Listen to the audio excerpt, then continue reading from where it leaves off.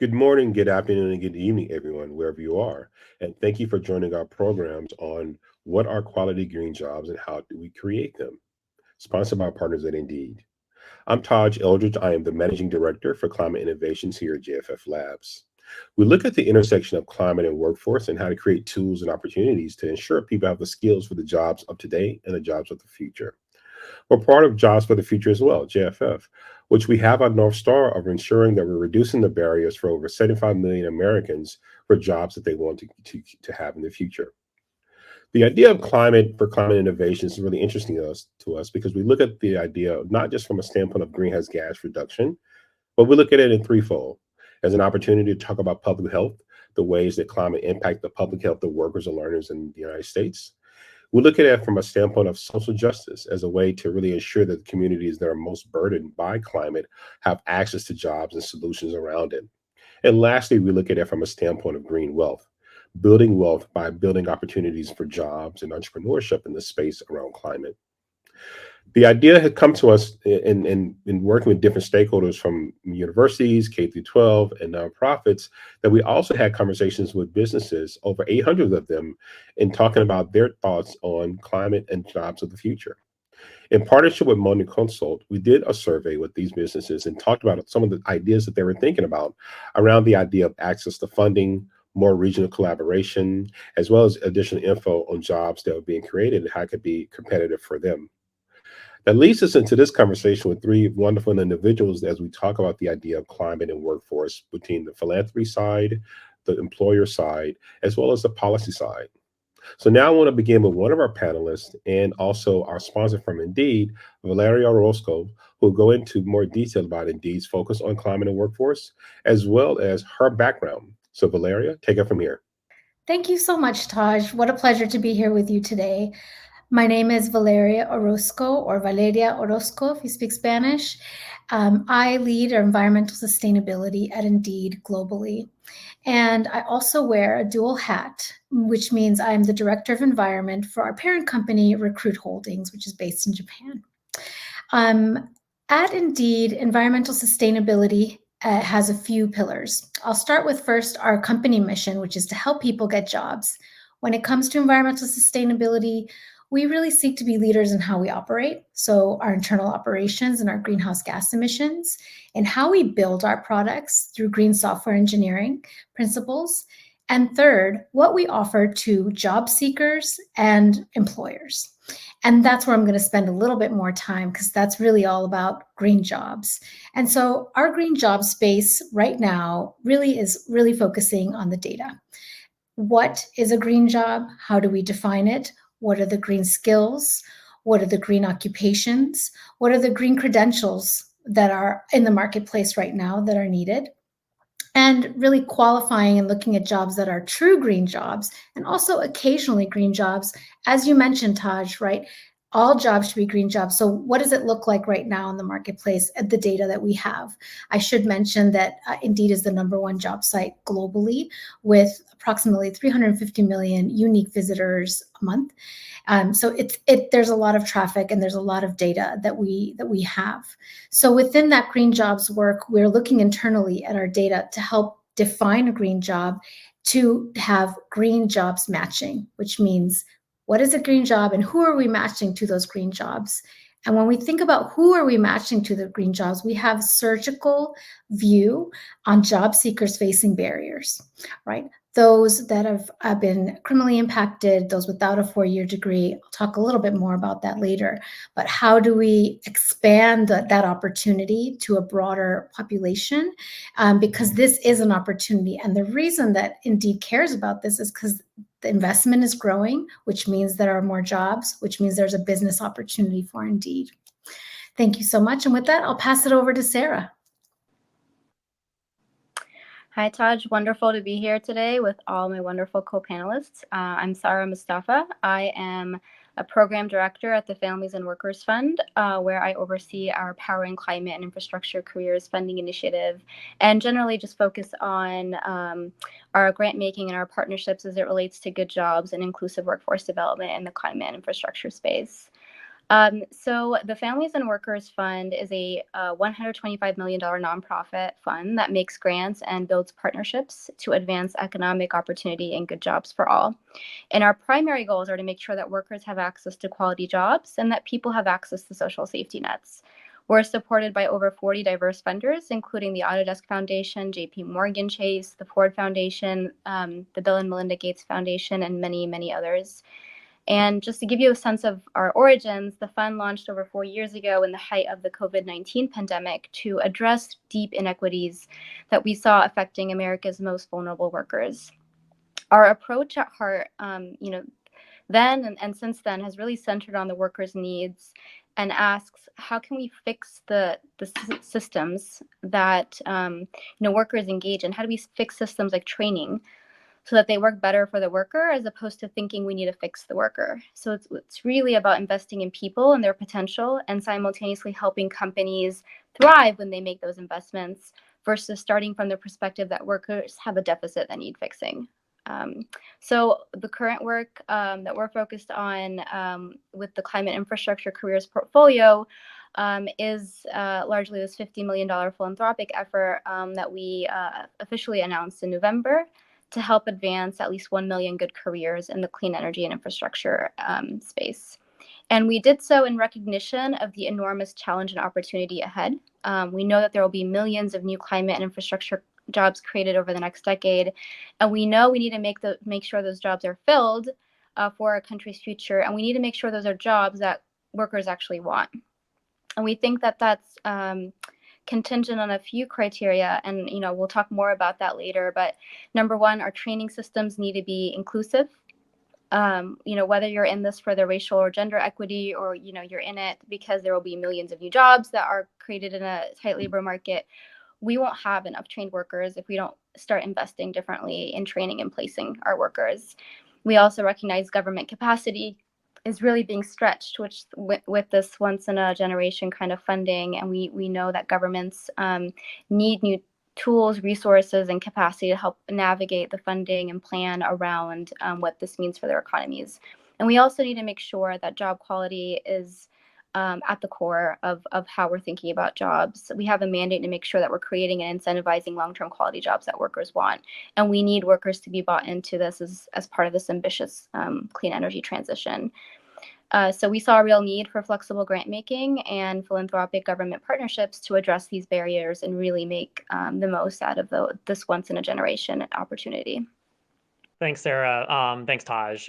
So I'm Joe Kane. I'm a fellow at the Brookings Institution, think tank based in Washington, and I'm specifically within the Metro program at Brookings, where, as the name implies, we focus a lot on state and local economic development issues, not just with research, but also with engagement.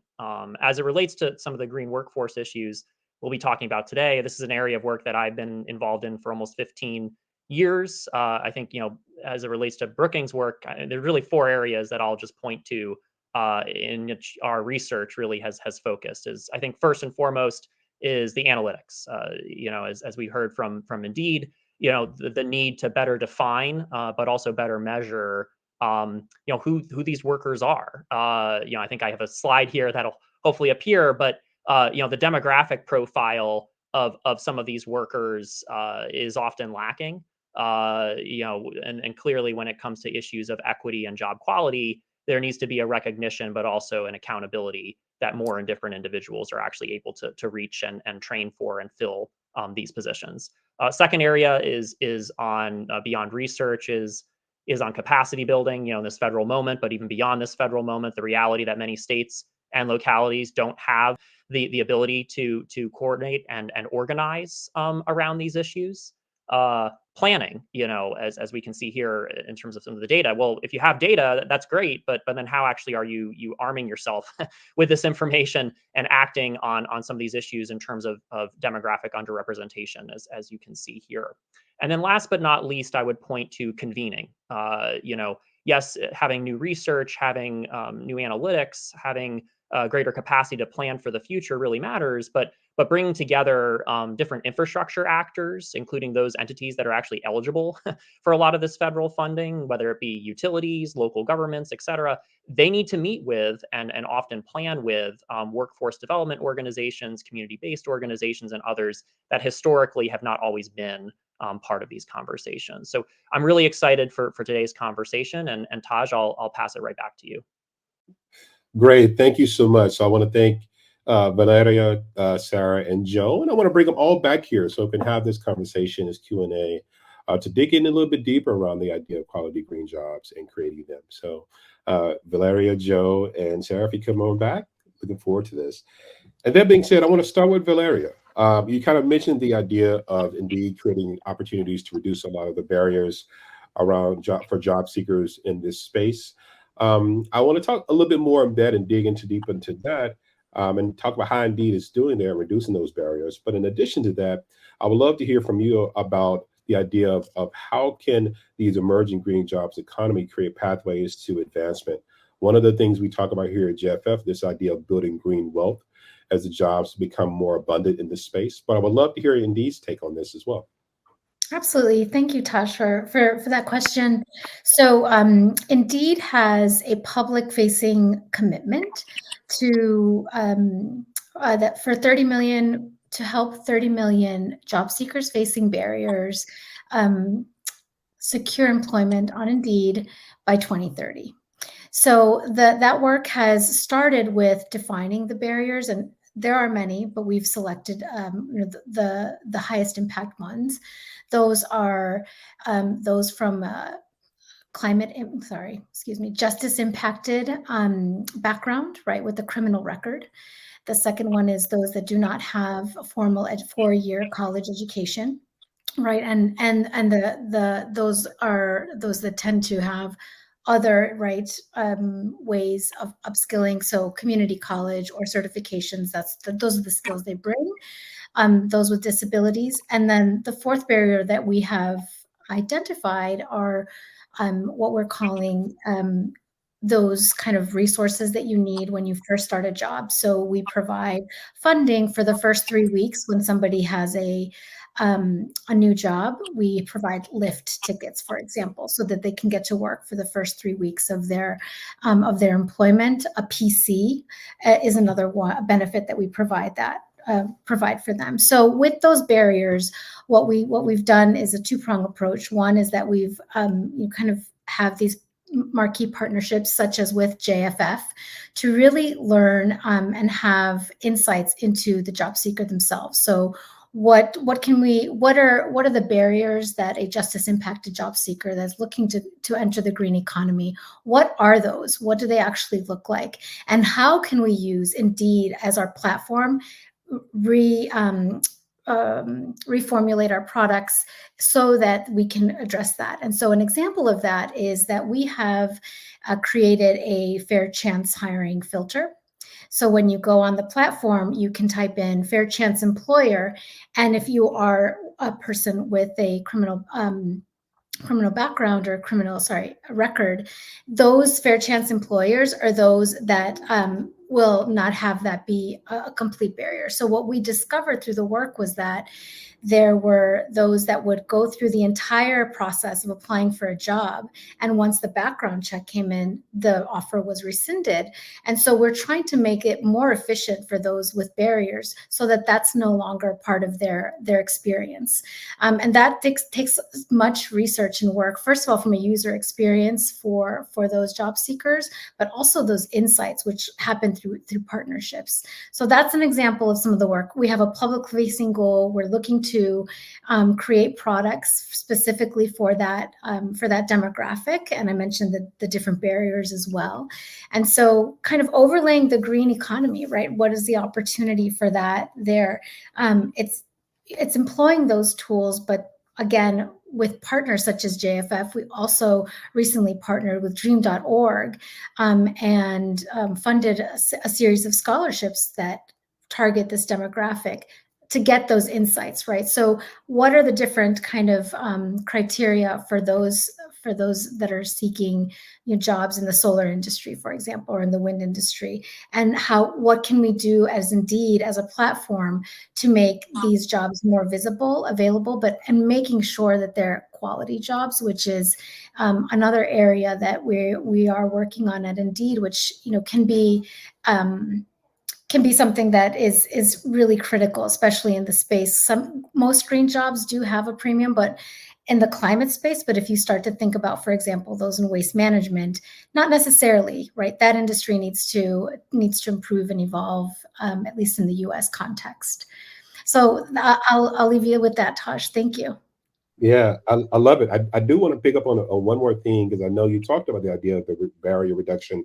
I love the fact that you focus on this idea of diversity because we often we forget there's regional diversity, regional attainment diversity, there's justice impacted diversity as well as the partnerships. One of the unique places I think Indeed is in is your relationship with employers. And so one of the questions I've have is that how do you see Indeed's role in influencing employers to pay attention to creating green jobs and making it accessible to those diverse talent pool that you just mentioned?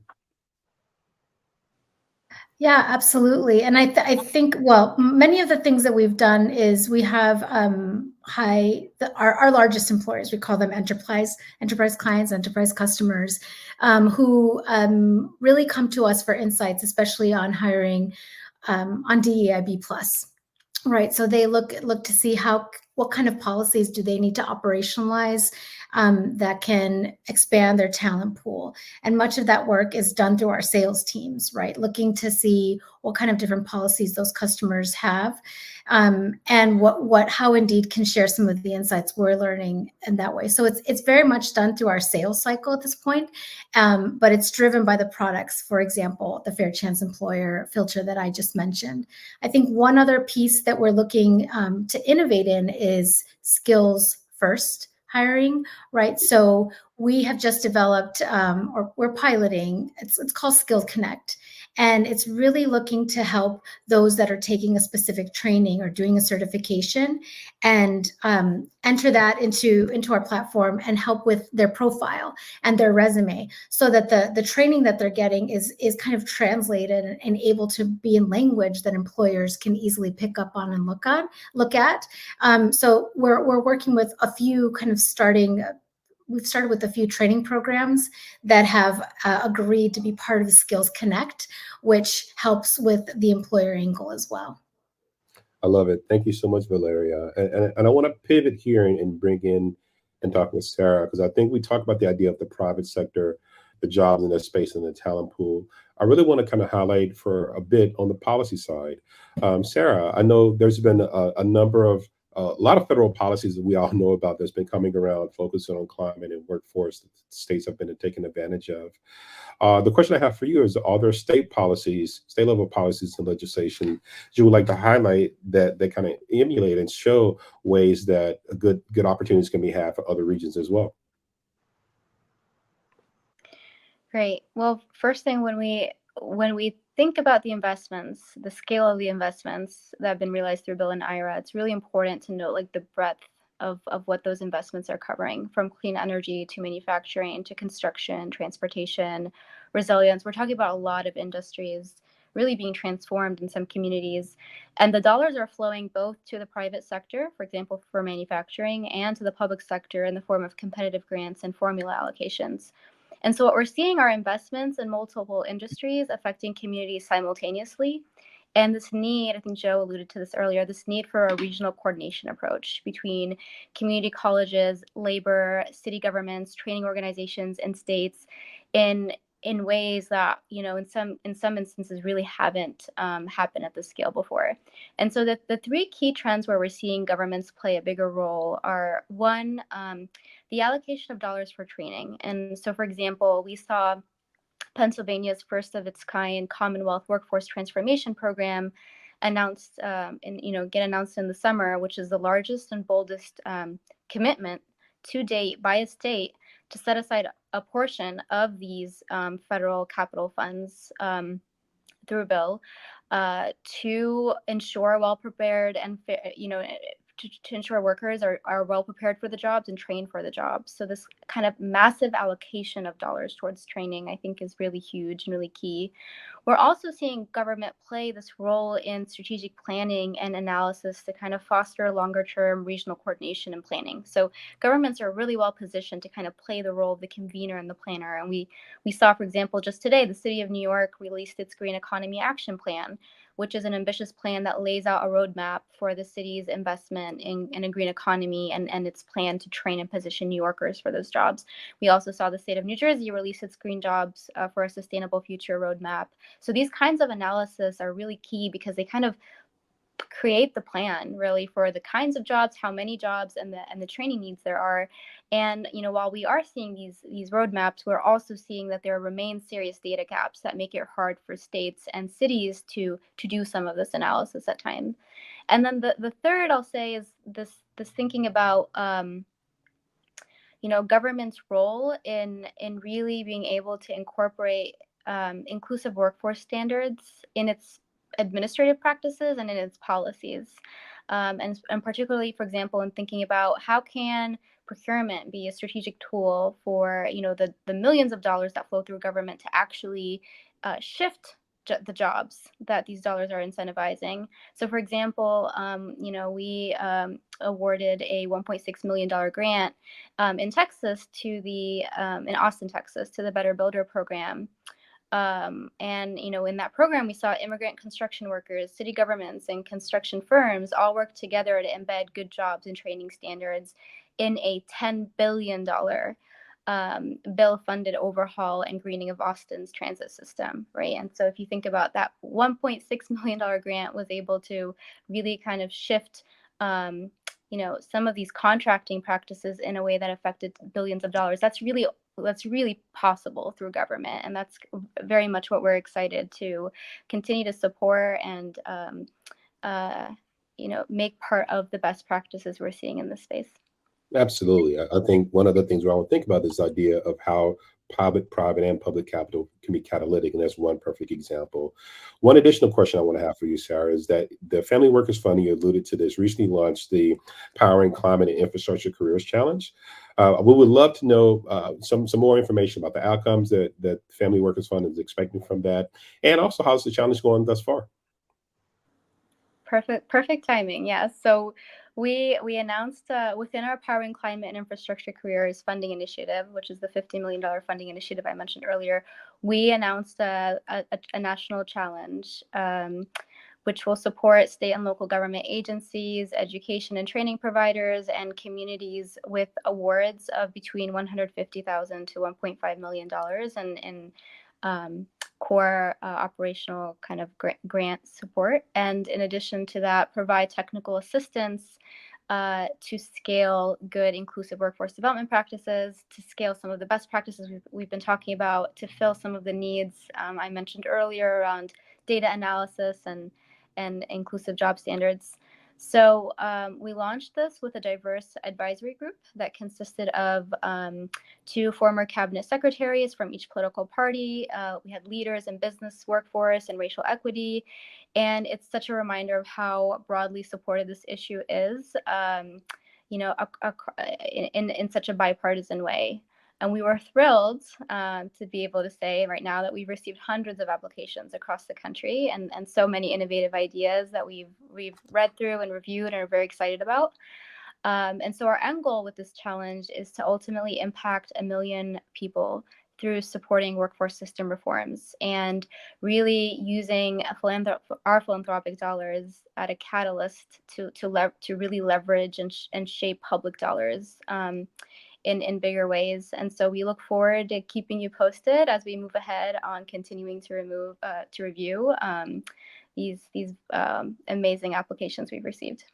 Absolutely. And Jeff is proud to be a supporter and on the advisory team for the challenge. And we love to see things like this happening and love this idea of collaboration and coordination. So last but not least, I want to kind of get to Joe, because we talked about the idea of the private sector and businesses and the piece of that end. We talked a little bit about the federal policies and the work that philanthropy is doing with Family Workers Fund. Now I want to get in the idea of evaluation and policies from the state and the local level. Last year, Brookings released a report that talked about local green jobs planning, which is very important as part of this in this conversation. How are cities and states developing and implementing strategies on green workforce development? Yeah. So, I mean, look, there's huge potential with all this money, but there's no guarantee, right? I mean, we can talk about, the possibilities are endless. And as Sarah was really eloquently describing across the multiple sectors of our economy and multiple built environment assets, I mean, huge potential, but no real formal accountability. I mean, right? Like, I mean, and I'm not just talking in the next 5 years, of BIL or 10 years of the IRA. I mean, when we're looking back 20, 30 years from now, I mean, what's sort of the metrics or sort of I call the benchmarks of success for us to understand, how has this money actually made a difference? How is this time any different? And these are some of the questions we've heard, given just the huge regional variation across the country in not just the infrastructure, but also the economic concerns too. And so this particular study, I think, builds off a lot of what Sarah and Valeria were talking about of what are places actually doing, not just saying they're going to do, but actually doing. And so we looked at 50 different cities. Not that cities are the only only places that this is all happening. You need to think of rural areas and many other communities too. But we looked at 50 large cities across the country and looked very specifically at their climate action plans. So those who are not familiar with what a climate action plan is, it's basically this integrated, or supposed to be this integrated comprehensive document that's really intended to be a strategy, right? That's going to guide not just action but investments over really decades potentially towards decarbonization and continued resilience and adaptation too. And we find in a lot of these plans, not that they're intended to be just jobs plans, green jobs plans. I kind of put quotes around that. That can mean many different things in different places. But within these climate action plans, I mean, how much are workers and jobs and employment opportunities really spelled out? And we found that in 47 of the 50, I mean, they mention jobs, right? They say, well, we're going to spend this much. There's a potential, to boost equity and create opportunities. But then when you start to really get into the weeds, the details fall off, where only 19 of the 50 actually mention other institutional partners, such as education, such as labor, in actually executing on these strategies. Only 9 of the 50 even include any specific benchmarks, timelines, specific dates in which they're aiming for action. So this is a challenge, right? I mean, in as much as there is a huge opportunity, I think, facing the country and many different regions across the country, are those recipients of this funding and beyond, are they ready to hit the ground running? And I think the reality, unfortunately, is that a lot of them aren't. Now, there are some positive stories, as Sarah was alluding to. I mean, I just add King County in the state of Washington is one that actually has a very detailed green jobs plan. Austin, Texas has a very detailed green jobs plan. We're seeing new detailed strategies coming out every day. It doesn't hurt that there's a big bag of money standing in front of these places, so that kind of incentivizes action, but still clearly a lot more to do. Yeah, yeah, very much so. And then Joe, I kind of want to open the aperture a bit because I attended COP last year and JFF had some presentations there. And often when we talk about this idea of how the global impacts the local. But what's interesting to me that you co-authored a piece around COP that talks about global handshakes will solve America's climate crisis, but the financial markets will. As a person that spent my career in the financial markets, I'm totally biased on this one and would love to kind of get more of the commentary and to understand the background of that. But one of the other things that made me really kind of pique my ears on the articles, what it talked about this idea of inequity and financial access on this space and for people in places. Can you give a little bit more detail what prompted that commentary of both the article and the piece about financial wellness?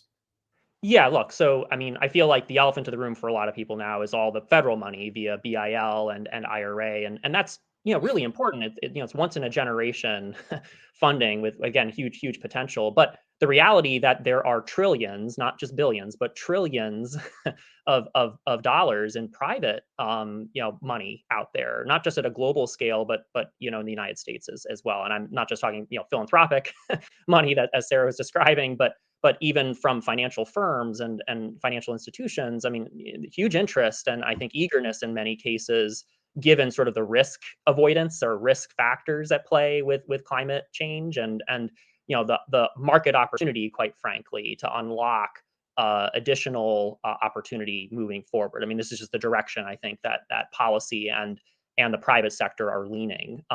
So this particular piece kind of touched on, COP. We can talk about all these huge priorities and really matters at a global scale to talk about all of this. But if we're to really zoom in to the U.S. and again thinking of different sort of regional variation here and just sort of different risk profiles and opportunities in front of us, what role does all this private money have here? And not just sort of launching investments for the sake of projects in infrastructure in particular. You'll often focus a lot on projects and kind of the shiny new object, but in particular focusing on people and places, right, that are going to benefit from these projects. And so part of the work that my colleagues and I are actually currently looking at is, well, how can we better define, kind of the apples and oranges here?